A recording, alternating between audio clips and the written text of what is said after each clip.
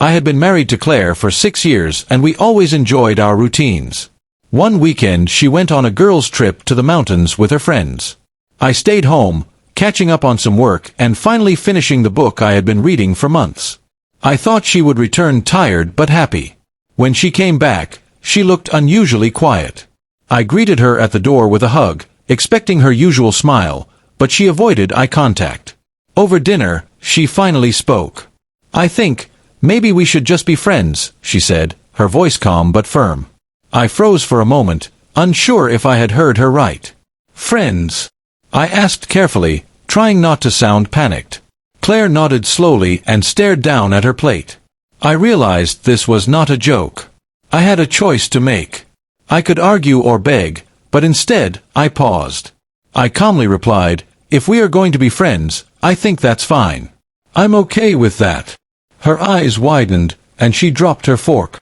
"Wait, what do you mean you're okay with that?" she asked, incredulous. I smiled softly and explained, "I mean, I value our friendship more than anything. If you need space or a change in our dynamic, I can respect that. I care about you, and that doesn't disappear just because we're friends." Claire's reaction was immediate. She stood up, pacing the kitchen. "You're not upset. You're not angry. Most men would freak out right now." I shrugged, sitting back calmly. I figured being calm might help us talk, not fight. She stared at me for a long moment, processing. Then she laughed softly, a sound I hadn't heard in days. "You actually stayed calm." "I didn't expect that," she said. I explained my reasoning. I said that I loved her, but I wasn't going to pressure her into anything. If her feelings had changed, I would honor that, but I also wanted her to know that I wouldn't disappear from her life. Friendship, respect, and honesty mattered more than ego or anger. Claire slowly sat back down. She looked at me differently, as if seeing me for the first time that evening. You didn't panic. You didn't yell. You handled it," she said, shaking her head. I smiled and said, "Sometimes showing you care doesn't mean reacting the way people expect. I wanted to show that I trust you to figure out your feelings without forcing mine onto you." By the end of the night, we weren't arguing. We weren't even tense.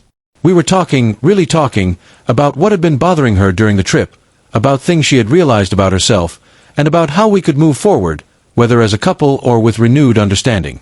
It turned out that her comment about just being friends was more about testing whether I could handle honesty and change. She wanted to see if I could be rational, supportive, and mature.